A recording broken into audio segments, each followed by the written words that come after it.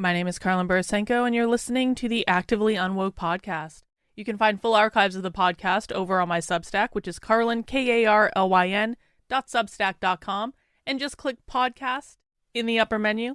That will take you to all the back episodes. Of course, you can also subscribe on Apple Podcasts or Spotify or wherever you listen to your podcasts. So today I woke up and James Lindsay has achieved what he believes is a monumental feat. He's gotten a hoax article based on the Communist Manifesto published in the American Reformer, which I guess is an American Christian nationalist publication. I'm not really familiar with it, but James doesn't like them because James Lindsay, who claims to be the leader of the so-called anti-woke movement, he doesn't like them because they're Christians and because they're nationalists and because they're not classical liberals. And so he wanted to get one over on them to prove his idea of a woke right exists by taking a section of the Communist Manifesto and changing a couple words here and there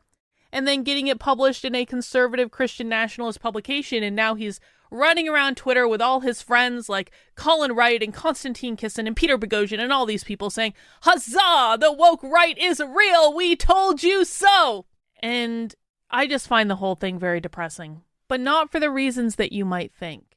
Of course, I'm depressed at the reality that conservatives don't understand the left enough to recognize the Communist Manifesto when it's right in front of them.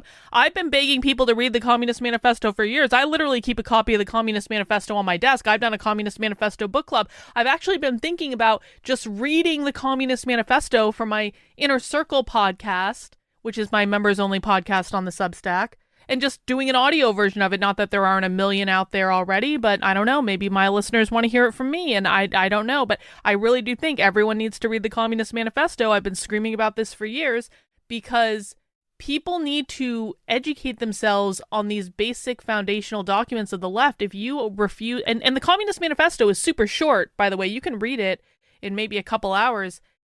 And the right claims to care about fighting communism. They claim to care about fighting Marxism, and yet they refuse to do the most basic research and basic education to make sure they understand the enemy that they're fighting. And so for James to be able to take a section of the Communist Manifesto and just change a word or two here and there and get that published in any conservative publication is rather depressing to me, because it proves the point that I've been making all along with my re-education series, the re-education book that I'm working on, my constant complaints about how the conservative right doesn't bother to understand the enemy that they're fighting for years. I have gotten myself blacklisted from so many places. I burned so many bridges over the last several years for stating one simple fact. Conservatives, MAGA voters, Trump voters, all these people who scream about communism all day, every day, they have no idea what they're actually fighting. It's just a political narrative. It's just a talking point. It sounds good. It riles people up. It gets shares and clout on the internet, and that's all that really matters. And then you put the Communist Manifesto right in front of them, and they don't recognize it. Would I recognize the Communist Manifesto if it was right in front of me with a couple words changed? Yes. Yeah, I would. I looked at what James got published. Yeah, I would have recognized it. And it wouldn't even been that hard. Anyone that has actually read the Communist Manifesto should have recognized it. But they didn't. And so on that point, I do actually agree with James in that it is very revealing that the conservative right consistently does not know the enemy that they're fighting. But whose fault is that? Well, it's the fault of conservatives. Everyone has to take responsibility for their own actions or the lack thereof. However, James Lindsay has been lifted up for years on the conservative right as the guy who is supposed to educate them about the left. And so what has he been doing? What has he been doing? And this actually goes to my broader point of why I find this entire thing just resoundingly depressing. Because James Lindsay and all his merry men are trying to gatekeep people out of what they call the anti-woke movement that they see themselves as the leaders of. And this is why people aren't learning. This is why everything is so fragmented. It's not because the Groypers and Nick Fuentes came in and caused divisions by having inconvenient opinions, which is literally something that James Lindsay believes. He talked about it on the latest episode of Trigonometry that he was in. We watched this on my channel just the other day if you want to catch up on it. But he said the reason that the anti-woke movement is so split is because the Nick Fuentes and the evil Groypers came in and started expressing opinions that we disagree with, and that created dissension and division. No. That's not what it is. The reason that there is no anti-woke movement, and really has never been an anti-woke movement, is because of the gatekeeping around it. And that's been true for years. That was true while Nick Fuentes was banned off of Twitter. That was true back when I was covering critical race theory and trying to get laws passed. That has literally been true the entire time I've been in this space. And I've been in this space longer than most. I've been in it for 5 years. Most activists in this space don't last as long as I have. I've seen a lot of people come and go. And it has always been true that there have always been people that have been trying to gatekeep who is quote unquote allowed to be in the anti-woke movement and who's not allowed to be in the anti-woke movement. And James Lindsay is at the head of the pack along with Konstantin Kisin, Colin Wright. I can name all the Jewish ones. I'm sorry, I hate to be this blunt about it, but you look at Dave Rubin, Gad Saad, Douglas Murray. I mean, Konstantin Kisin's also Jewish. And listen, I don't care if people are Jewish. It really doesn't matter to me. But a lot of the people who are gatekeeping the so-called anti-woke movement happen to be Jewish. Look like someone like Christopher Rufo, who is not Jewish himself, but Paul Singer, who funds Christopher Rufo at the Manhattan Institute, is. And, I just have to sit back and ask, does anyone actually care about defeating the left? That's the question of the hour, isn't it? Does anyone actually care? Or are we just going to play games with each other over and over and over and over and over again? People can be upset about my feud with James Lindsay all they want, but the fact of the matter is that my feud with James Lindsay started based on very specific intellectual grievances in which I did not believe that James was properly educating his audience about who the left is and what they believe and what they're doing. And all of my ideas come from primary source evidence from the left directly. I'm not interpreting. I'm looking at what they're saying and doing in the real world on video. I'm going to their events undercover. I know what they care about. I know what they're planning. I know who the activists are. I know who the organizations are. And I know that the things that James Lindsay is teaching people don't align with what is going on in the real world. And so I made very specific intellectual grievances about his work, and in return, he made character attack after character attack after character attack after character attack after smear campaign after defamation, and he has never answered the intellectual criticisms I've had of his work. So people can think whatever they want about me starting a war with James Lindsay. My war was based on intellectual grievances that I believe need to be resolved in order to properly educate the public about what the left is doing and why they're doing it and what is required to defeat them. And if you do not understand your enemy, you cannot defeat them. And currently, and this actually, the grievance studies thing that James Lindsay just did with this hoax woke right paper, it proves my point entirely that the conservative right does not understand the enemy they're fighting. My goal was never to cause dissension. My goal was to have accurate information available to the public about what the left is doing. James's goal, apparently, is to prove he's right about the woke right and to gatekeep every single person that he does not politically agree with out of the so-called anti-woke movement that he views himself as being in charge of. And I gotta say, I reject this entire strategy. I reject it on its face. The left is a massive enemy. It's almost an insurmountable enemy. It's probably an enemy that we're going to lose to, probably in our lifetime, certainly in the lifetime of your children.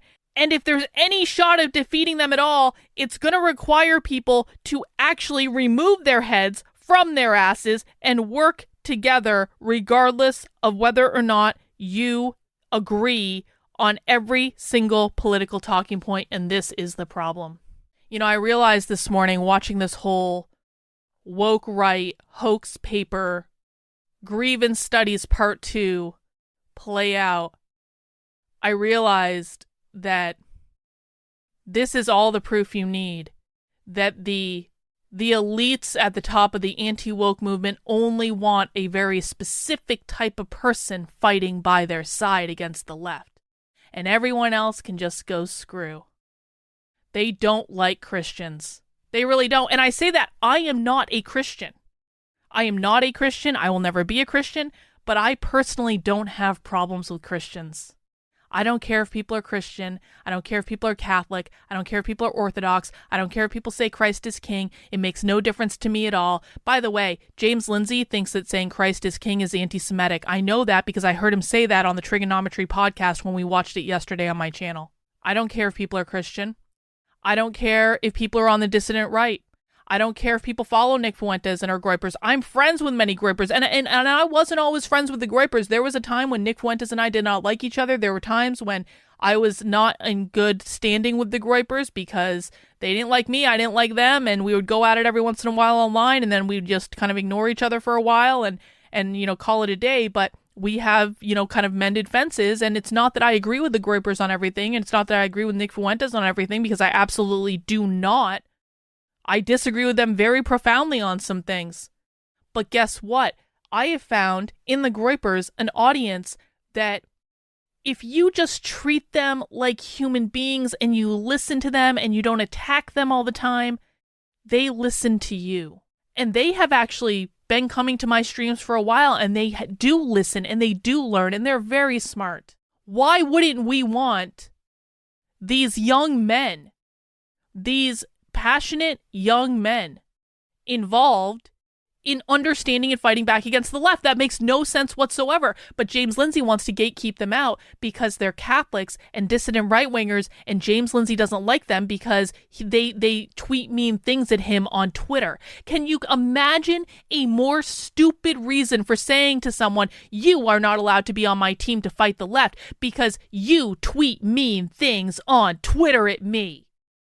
Are you serious? Are you serious? So, in James Lindsay's world, if you are a Christian, you're not allowed to be anti-woke. If you're a groyper, you're not allowed to be anti-woke. If you're anything other than a classical liberal, if you're just a classic conservative, if you are a classic conservative, you are not allowed to be in the anti-woke movement because you're not a classical liberal. Conservative and classical liberal are not actually the same thing. If you're a libertarian, you're not allowed to be in the anti-woke movement, according to James Lindsay. And the list just seems to go on and on and on and on and on until it's whittled down to a small group of very pompous, kind of lefty people. Because James Lindsay is from the left, Konstantin Kissin's from the left, Colin Wright's from the left, Peter Boghossian's from the left. I can look at the whole list of people that are celebrating this woke right hoax paper affair and go, you're all fucking leftists. And you know what? Listen, I came from the left. I was a Democrat for 20 years. But my political views have actually evolved. Rather substantially, to the point where I'm now actually more right-wing than the vast majority of people on the internet. But guess what? Just because I am personally more right-wing than most people on the internet doesn't mean that I won't make alliances with anyone. And I've said this from the very beginning. I will literally work with anyone that wants to defeat the left. I do not care what you personally believe. And this really is the fundamental difference between me and a gatekeeper like James Lindsay. James will only work with people who agree to abide by his ideological view of the world, which is a atheist, classical liberal view of the world, by the way. And if you don't want to go along with that, then you are just not welcome. I completely disagree with this philosophy.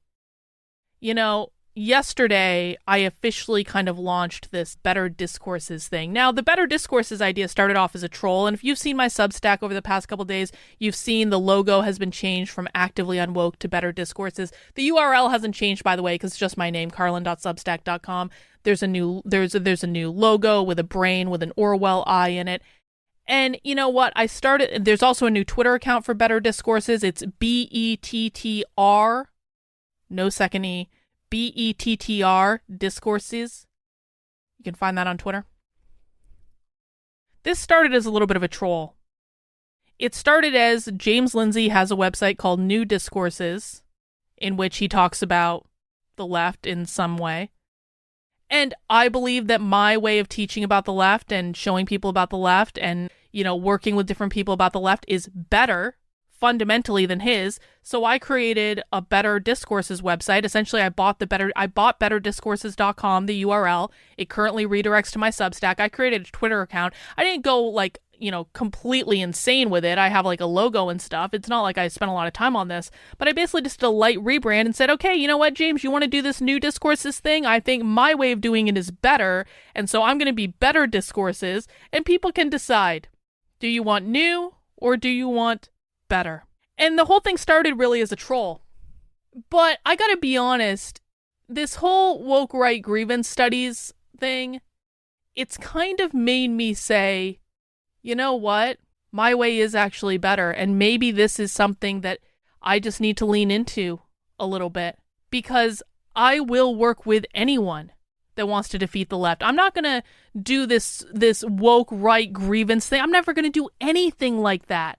Why would I waste 1 second of energy trying to pawn the Christian nationalists if I could be doing something that was instead beneficial to help people learn about the left? And so I put out this tweet on the Better Discourses account, and I'll put a link in the description and a screenshot and all that. This really should go without saying, but everyone is welcome here to learn about the left. Disaffected lefties, independent MAGA voters, conservatives, Christian nationalists, groypers, even classical liberals. Everyone is welcome here. Because the most disappointing thing about this whole woke right grievance studies hoax that James Lindsay is celebrating right now and that all his friends are celebrating is that they're effectively celebrating the gatekeeping of people like Christian nationalists and like groypers and anyone that they don't like on the dissident right out of the so-called anti-woke movement. And I think that's one of the most insane ideas in the world. And I say that as someone who I typically don't get along with Christian nationalists. Groypers are Christian nationalists, but it's a little bit of a different thing. But typically most dissident right-wingers I don't get along with at all. I don't like a lot of people on the dissident right. I would bet you that if I understood who was behind this American Reformer magazine, I probably wouldn't like them all that much. But you know what? If they wanted to come and learn about the left and they just wanted to focus on that, and we don't always need to be debating our political disagreements. If we can agree that the far left is our number one enemy and that they need to be defeated at all costs and that maybe we need to be adults for once and put our bullshit aside and actually work together, then I don't care what you think. We can have those arguments later because we have a bigger problem right now, and that problem is going to consume all of us. And if we are doing this petty infighting, bickering bullshit, then nothing is ever going to get accomplished. And again, people might say, Carlin, you've been going to war with James Lindsay for the last year. Who are you to say this? Well, again, my disagreements have been intellectual, based on what I believe is required to defeat the left. James's grievances have been personal, based on his own ego. And that gets in the way of the ultimate goal. And so, am I going to apologize for pointing this out? No. We should be creating a movement that is welcome to everyone. Everyone who feels they have skin in the game to defeat the left should be welcomed in to play nicely with others and to work together to do that. And now if someone wants to come in and they want to cause dissension and they want to cause problems and they want to try to gatekeep people out because they have their political views and they don't want anyone to disagree with them, then they can fucking go. You know who I will gatekeep? I will gatekeep the people who continue to cause actual problems when it comes to doing what is required to defeat the left. Those people I will gatekeep in a heartbeat. You are not welcome, or you can come and learn, but you're going to sit in the corner and keep your mouth shut and you're not allowed to speak. And maybe if they sit in the corner and they keep their mouth shut and they're not allowed to speak, maybe they'll learn enough to know we actually have bigger problems to solve. Leadership is required in this situation. And for my money, it's not leadership to try to trick people on your own side for internet points and clout. What has James Lindsay actually gained? Did he expose the woke right? No. What he exposed was there was a lazy editor at one specific publication that not only never bothered to read the Communist Manifesto, but probably didn't even read the full article that James Lindsay sent in just because it looked good from the outset. And so he was like, all right, well, we can put this in the publication. He exposed a lazy editor. You know, the grievance studies affairs, when James Lindsay, Helen Pluckrose, and Peter Boghossian were trying to get academic papers published in peer-reviewed journals, those papers had to go through multiple rounds of peer review. That is a completely different process than getting effectively an opinion piece published in an online conservative newspaper Like, online conservative outlets don't have peer review, guys. These are two completely different things. It's much easier to do the woke right thing than it is to do the original grievance studies thing. That's honestly what made the whole grievance studies affair originally so valuable. But even now, I'm looking back at it and I'm looking at what James is doing. I'm like, you're cheapening the whole thing. You're cheapening the original grievance studies affairs by doing it this way. It just makes no sense. All to protect his own ego. Because he's getting blowback by trying to advance this woke right idea that everyone who politically disagrees with him is woke, and he is somehow the only person that is upholding classical values and all that stuff. It's so stupid. It's so stupid. So here, I guess, is my ultimate point. I truly do not care what your political beliefs are. I don't care. I am extremely right-wing. Extremely right-wing. But mostly, I keep my personal political beliefs to myself. I might talk about them every once in a while on a stream, if people ask or if it's relevant. But mostly, my focus is on what do we all need to do to defeat the left.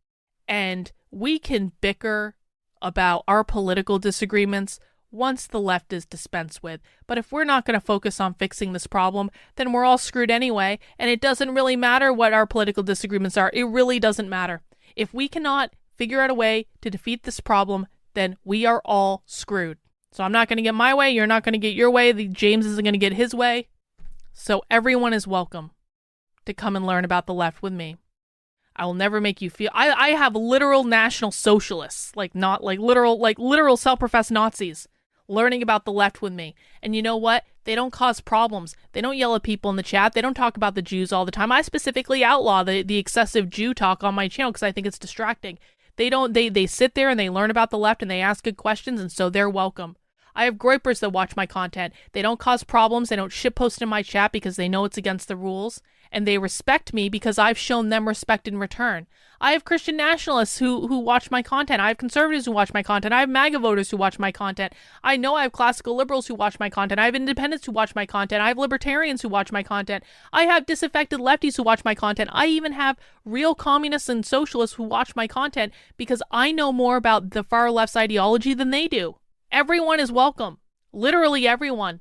And you're never going to see me do this thing where I'm trying to own people on my own side for internet clout unless it has to do with exposing people who are causing problems and getting in the way of doing what is required to defeat the left, because that is a situation that does need to be dispensed with. We can't just nod and smile and just go along with things for the sake of being nice. There are real people who are causing real problems, who are preventing us from focusing on the actual enemy, and those people need to be told no.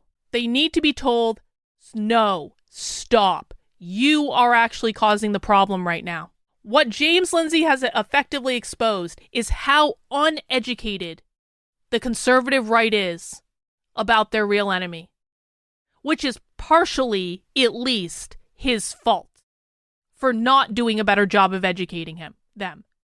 And the reason that he hasn't done a better job of educating them is because he's focused on things that drive his own ego like this.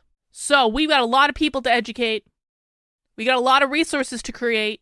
We've got a lot of information to share, and we all need to work together to do it. And so that's what I'm going to be offering people. That's what the whole idea behind Better Discourses is going to be. Everyone is welcome. We're focusing on the information. We're not engaging in this clown show sidecar of internet infighting and nonsense and gatekeeping, and F everyone who is. If you want to engage in internet nonsense and gatekeeping and saying these people are allowed to be in our movement and these people are not allowed to be in our movement, then you are the problem. And that's not welcome.